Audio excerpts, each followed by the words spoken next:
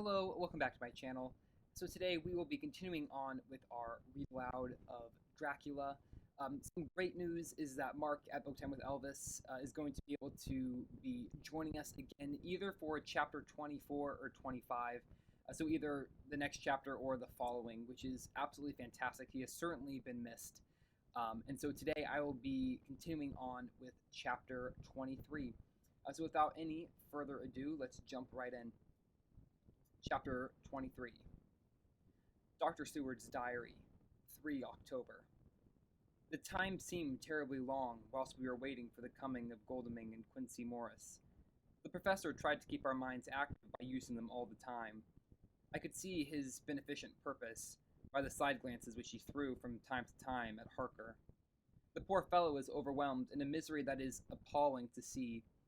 Last night he was a frank, happy-looking man, with strong, useful face, full of energy, and with dark brown hair.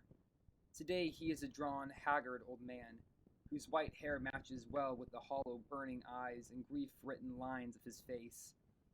His energy is still intact. In fact, he is like a living flame. This may yet be his salvation, for if all go well, it will tide him over the despairing period. He will then, in a kind of way, wake again to the realities of life. Poor fellow, I thought my own trouble was bad enough, but his... The professor knows this well enough, and is doing his best to keep his mind active, which he has been saying was, under the circumstances, of absorbing interest. So well as I can remember, here it is. I have studied, over and over again since they came into my hands, all the papers relating to this monster, and the more I have studied, the greater seems the necessity to utterly stamp him out. All through there are signs of his advance, not only of his power, but of his knowledge of it. As I learned from the researches of my friend Arminius of Budapest, he was in life a most wonderful man, soldier, statesman, and alchemist, which latter was the highest development of the science knowledge of his time. He had a mighty brain, a learning beyond compare, and a heart that knew no fear and no remorse. He dared even to attend the Scholomance, and there was no branch of knowledge of his time that he did not essay. Well in him the brain powers survived the physical death, though it would seem that memory was not all complete. In some faculties of mind he has been, and is, only a child, but he is growing, and some things that were childish at the first are now of man's stature.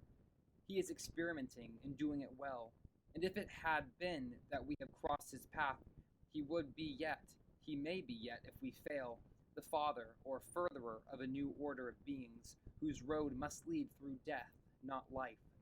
Harker groaned and said, And is this all arrayed against my darling? But how is he experimenting? The knowledge may help us to defeat him. He has all along, since his coming, been trying his power, slowly but surely, that big child brain of his working. Well, for us it is, as yet, a child brain, for had he dared, at the first, to attempt certain things, he would long ago have been beyond our power. However, he means to succeed, and a man who has centuries before him can afford to wait and to go slow. Festina lente may well be his motto. I fail to understand, said Harker wearily. Oh, do be more plain to me. Perhaps grief and trouble are dulling my brain. The professor laid his hand tenderly on his shoulder as he spoke. Ah, my child, I will be plain. Do you not see how, of late, this monster has been creeping into knowledge experimentally?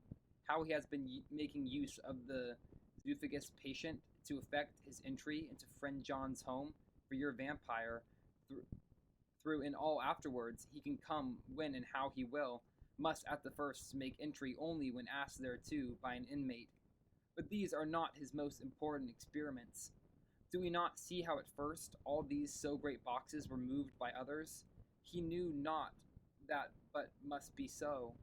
But all the time that so great child brain of his was growing, and he began to consider whether he might not himself move the box. So he began to help, and then, when he found that this be all right, he tried to move them all alone.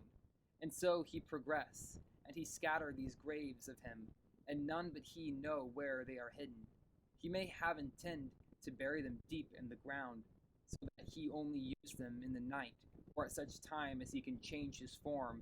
They do him equal well, and none may know these are his hiding place. But my child, do not despair. This knowledge come to him just too late. Already all of his lairs but one be sterilized as for him, and before the sunset this shall be so.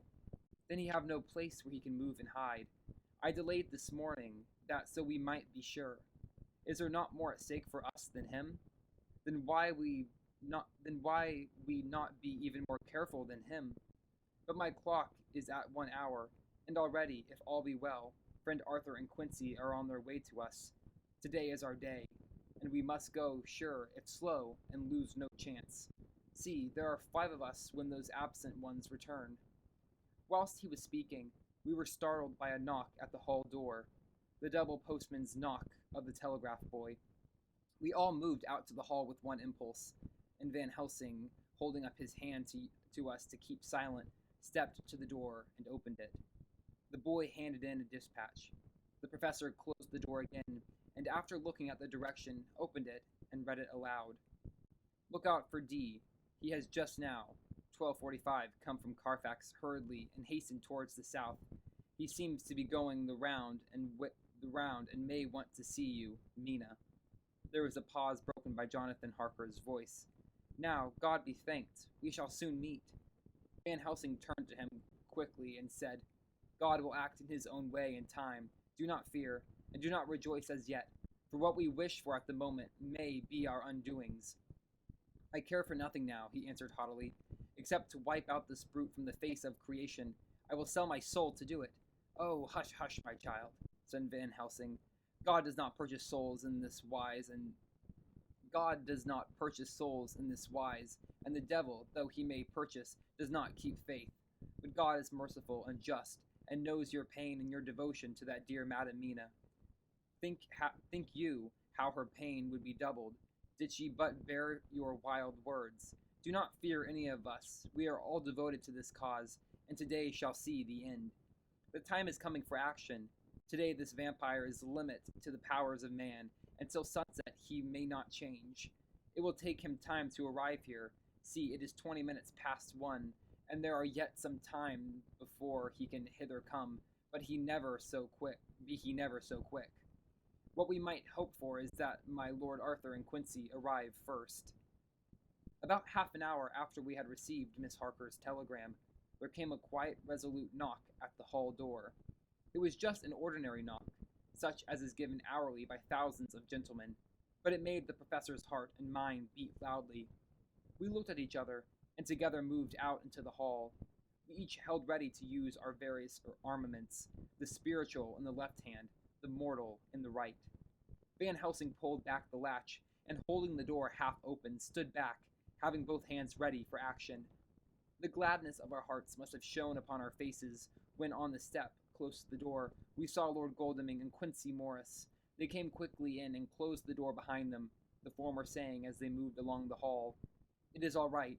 We found both places, 6 boxes in each, and we destroyed them all. Destroyed? Asked the professor. For him. We were silent for a moment, and then Quincy said, There's nothing to do but to wait here. If, however, he doesn't turn up by 5 o'clock, we must start off, for it won't do to leave Miss Harker alone after sunset.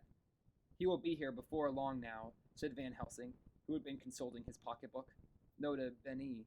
In Madam's telegram he went south from Carfax.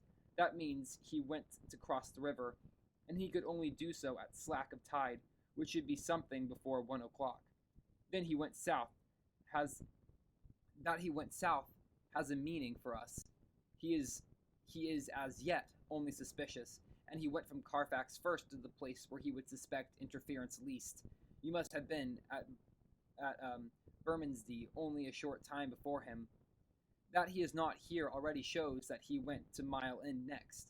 This took him some time, for he would then have to be carried over the river in some way. Believe me, my friends, we shall not have long to wait now. We should have ready some plan of attack, so that we may throw away no chance. Hush, there is no time now. Have all your arms. Be ready. He held up a warning hand as he spoke, for we all could hear a key softly inserted in the lock of the hall door.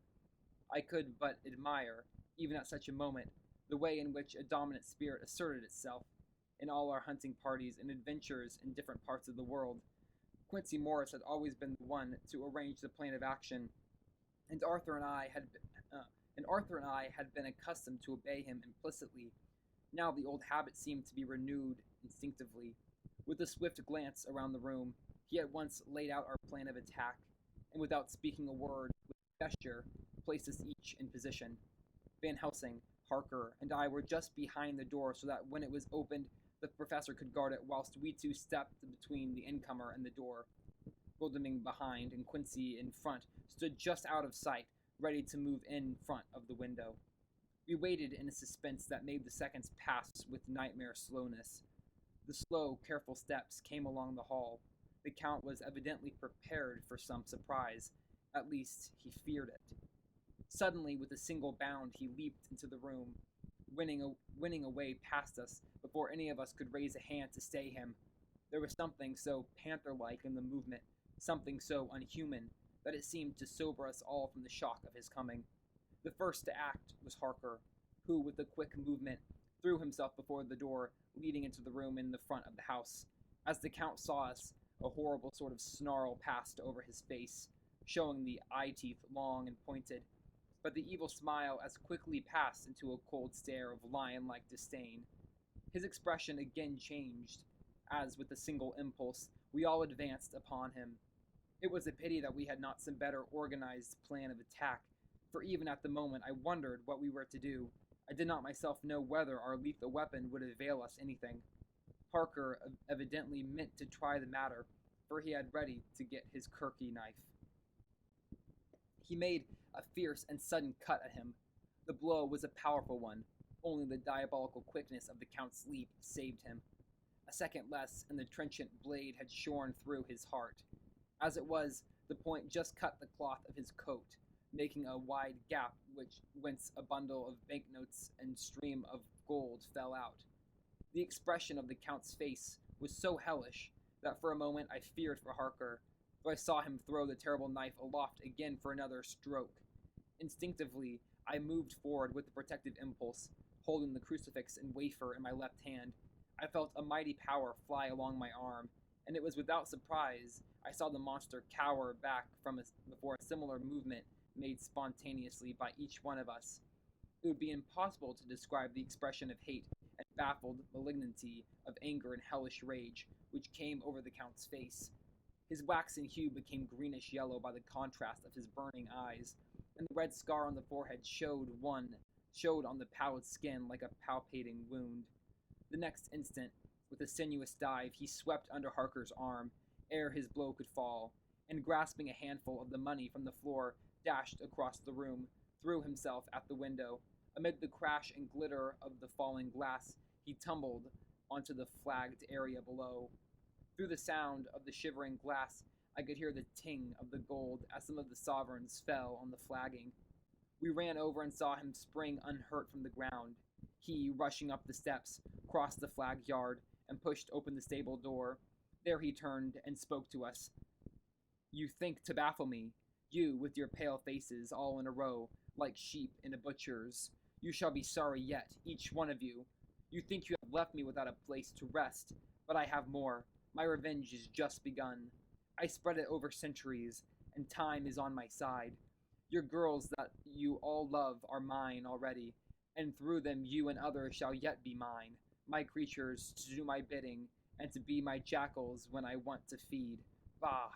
With a contemptuous sneer, he passed quickly through the door, and we heard the rusty bolt creak as he fastened it behind him. A door beyond opened and shut. The first of us to speak was the professor, as realizing the difficulty of following him through the stable, we moved towards the hall. "We have learnt something, much, notwithstanding his brave words. He fears us. He fear time. He fear want. For, if not, why he hurries so? His very tone betray him, or my ears deceive. Why take that money?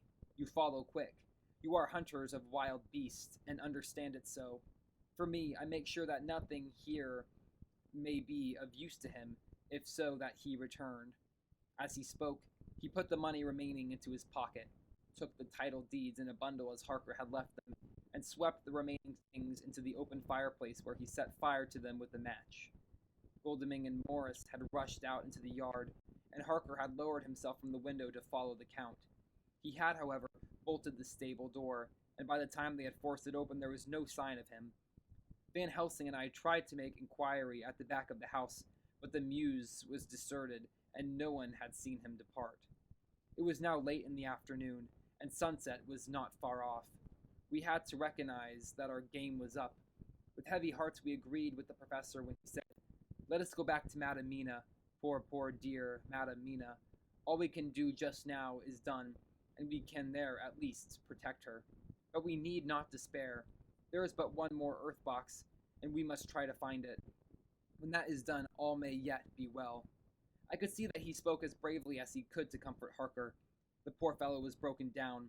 Now and again he gave a low groan which he could not suppress. He was thinking of his wife.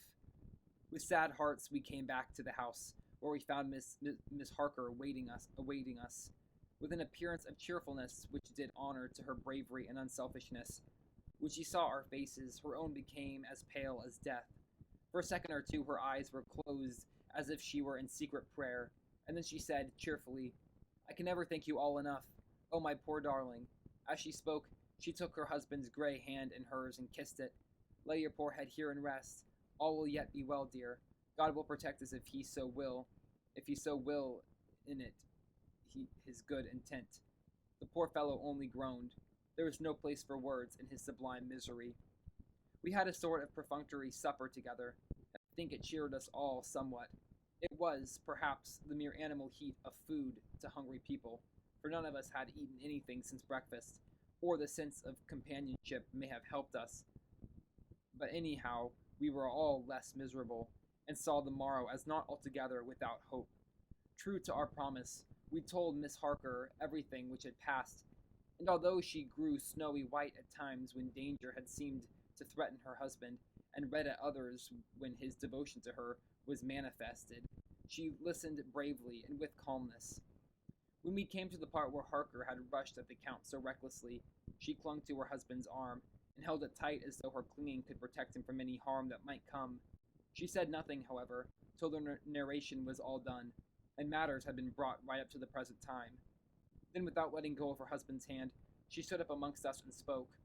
Oh, that I could give any idea of the scene, of that sweet, good woman, in all the radiant beauty of her youth and animation, with the red scar on her forehead, of which she was conscious, and which we saw with grindings of our teeth, remembering whence and how it came, her loving kindness against our grim hate, her tender faith against all our fears and doubting, and we, knowing that so far as symbols went, she was all her goodness and purity and faith, was outcasts. She, with all her goodness and purity and faith, was outcast from God. "Jonathan," she said, and the words sounded like music on her lips. It was so full of love and tenderness. "Jonathan, dear, and you, all my true friends, I want you to bear something in mind through all this dreadful time. I know that you must fight, that you must destroy even as you destroyed the false Lucy so that the true Lucy might live hereafter, but it is not a work of hate. That poor soul who was wrought all this misery is the saddest case of all. Just think what will be his joy when he, too, is destroyed in his worser part, that his better part may have spiritual immortality. You must be pitiful to him, too, though it may not hold your hands from his destruction." As she spoke, I could see her husband's face darken and draw together, as though the passion in him were shriveling his being to its core. Instinctively, the clasp on his wife's hand grew closer, till his knuckles looked white. She did not flinch from the pain which I knew she must have suffered, but looked at him with eyes that were more appealing than ever. As she stopped speaking, he leaped to his feet, almost tearing his hand from hers as he spoke. "May God give him into my hands just long enough to destroy that earthly life of him which we are aiming at. If beyond it I could send his soul forever and ever to burning hell, I would do it. Oh, hush, in the name of the good God, don't say such things, Jonathan, my husband, or you will crush me with fear and horror. Just think, my dear, I have been thinking all this long day of it, that perhaps, some day, I too may need such pity, and that some other like you, and with equal cause for anger, may deny it to me. Oh, my husband, indeed, I would have spared you such a thought had there been any other way. But I pray that God may not have treasured your wild words, except as the heartbroken wail of a very loving and sorely stricken man. O God, let these poor white hairs go in evidence of what he has suffered, who all his life has done no wrong, and on whom so many sorrows have come. We men were all in tears. There was no resisting them, and we wept openly. She wept too, to see that her sweeter counsels had prevailed. Her husband flung himself on his knees beside her, and putting his arms round her, hid his face in the folds of her dress. Van Helsing beckoned us, and we stole out of the room, leaving the two loving hearts alone with their God. Before they retired, the professor fixed up the room against any coming of the vampire, and assured Miss Harker that she might rest in peace. She tried to school herself to the belief, and manifestly, for her husband's sake, tried to seem content. It was a brave struggle, and was, I think and believe, not without its reward. Van Helsing had placed at hand a bell which either of them was to sound in case of any emergency. When they had retired, Quincy, Goldeming, and I arranged that we should sit up, dividing the night between us, and watch over the safety of the poor stricken lady. The first watch falls to Quincy, so the rest of us shall be off to bed as soon as we can. Goldeming has already turned in, for his is the second watch. Now that my work is done, I too shall go to bed.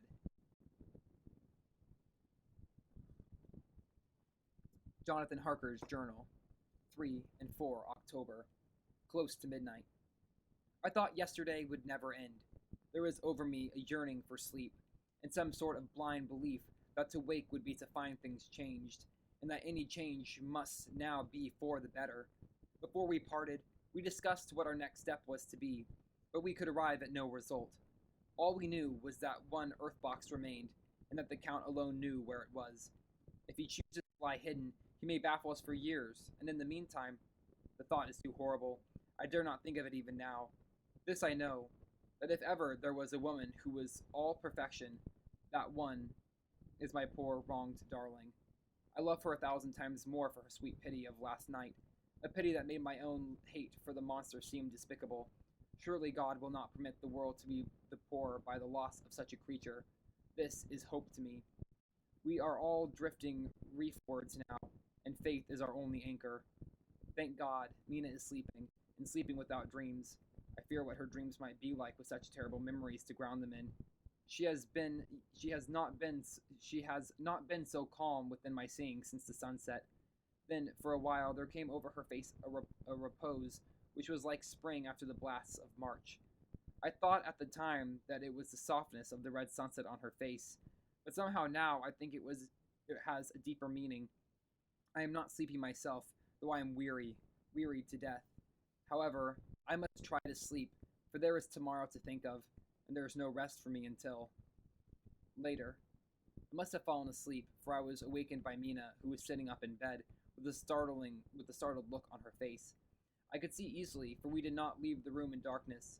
She had placed a warning hand over my mouth, and now she whispered in my ears, "Hush, there is someone in the corridor." I got up softly and crossed the room, gently opened the door. Just outside, stretched on a mattress, lay Mr. Morris, wide awake. He raised a warning hand for silence as he whispered to me, "Hush, go back to bed. It is all right. One of us will be here all night. We don't mean to take any chances." His look and gesture forbade discussion, so I came back and told Mina.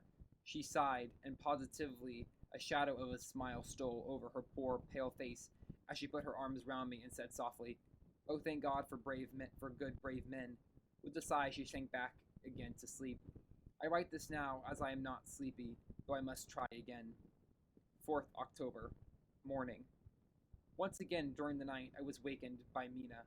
This time we had all had a good sleep, for the gray of the coming dawn was making the windows into sharp oblongs, and the gas flame was like a speck rather than a disk of light. She said to me hurriedly, "Go, call the professor. I want to see him at once." "Why?" I asked. "I have an idea. I suppose it must have come in the night, and matured without my knowing it.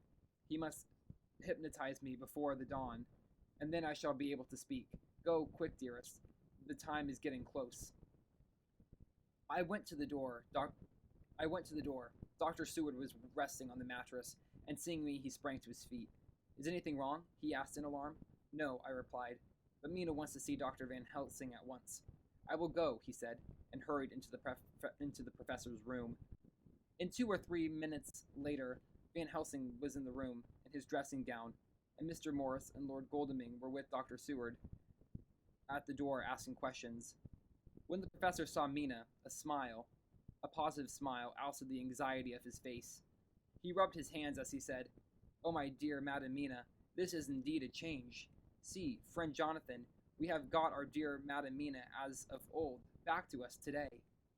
Then turning to her, he said cheerfully, And what am I to do for you? For at this hour you do not want me for nothings. I want you to hypnotize me, she said. Do it before the dawn, for I feel that then I can speak, and speak freely. Be quick, for the time is short. Without a word, he motioned her to sit up in bed. Looking fixedly at her, he commenced to make passes in front of her, from over the top of her head downward, with each hand in turn. Mina gazed at him fixedly for a few minutes, during which my own heart beat like a tripped hammer, for I felt that some crisis was at hand. Gradually her eyes closed, and she sat stock still. Only by the gentle heaving of her bosom could one tell that she was alive.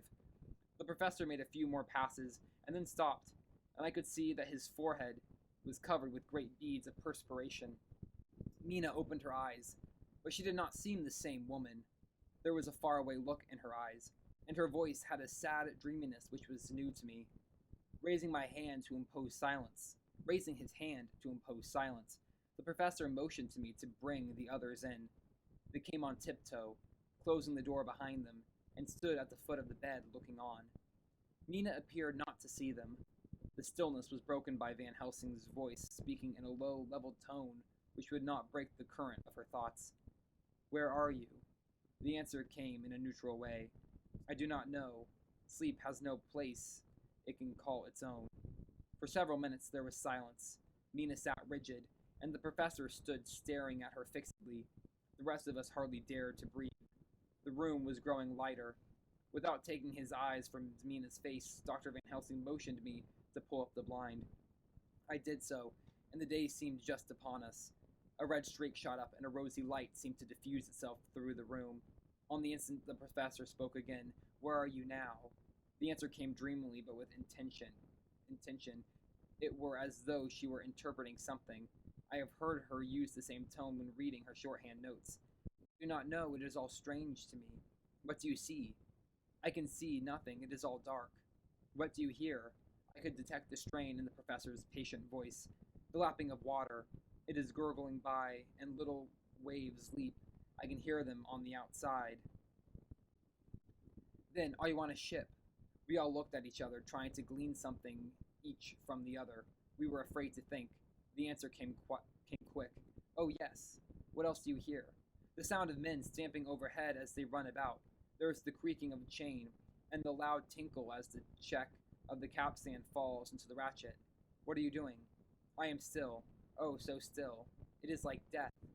The voice faded away into a deep breath as of one sleeping, and the open eyes closed again. By this time the sun had risen, and we were all in the full light of day. Dr. Van Helsing placed his hands on Mina's shoulders and laid her head down softly on her pillow. She lay like a sleeping child for a few moments, and then with a long sigh awoke and stared in wonder to see us all around her. Have I been talking in my sleep? Was all she said. She seemed, however, to know the situation without telling, though she was eager to know what she had told. The professor repeated the conversation, and she said, Then there is not a moment to lose. It may not be yet too late. Mr. Morris and Lord Godalming started for the door, but the professor's calm voice called them back. Stay, my friends. That ship, wherever it was weighing anchor while she spoke. There are many ships weighing anchor at the moment in your so great port of London. Which of them is it that you speak?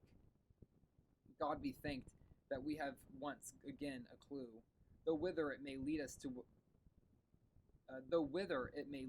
we know not.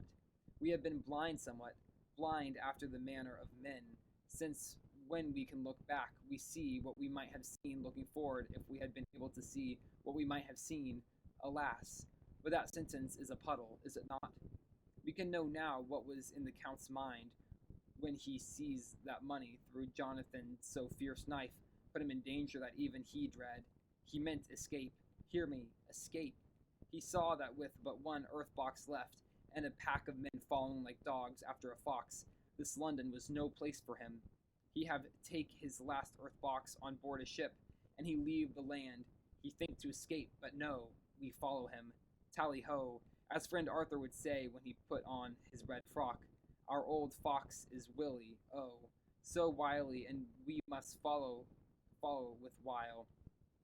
I too am wily, and I think his mind is in a little while.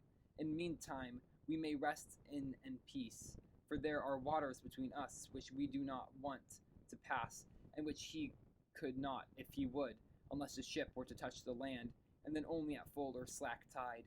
See, and the sun is just rose, and all day to sunset is to us. Let us take bath and dress and have breakfast, which we all need, and which we can eat comfortable, since he is not in the same land with us. Mina looked at him appealingly as she asked, But why need we seek him further, when he is gone away from us? He took her hand and patted it as he replied, Ask me nothings as yet. When we have breakfast, then I answer all questions. He would say no more, and we separated to dress. After breakfast, Mina repeated her question. He looked at her gravely for a minute, and then said sorrowfully, Because, my dear, dear Mina, now must we find him, even if we have to follow him to the jaws of hell. She grew paler as she asked faintly, Why? Because, he answered solemnly, he can live for centuries, and you are but mortal woman. Time is now to be dreaded, since once he put that mark upon your throat. I was just in time to catch her as she fell forward in a faint. That is the end of the chapter. Things are certainly picking up now, and we are actually quite close to the end. I believe there are only 27 chapters total, so we're certainly seeing a lot more of the rising action, which is very exciting. Thank you so much for watching. I hope you enjoyed. Stay tuned for the next chapter, which may be coming from Mark or from Steve. I'm not sure yet, so just keep your eyes out for that. And thank you so much for watching. I will see you in the next installment. Bye for now.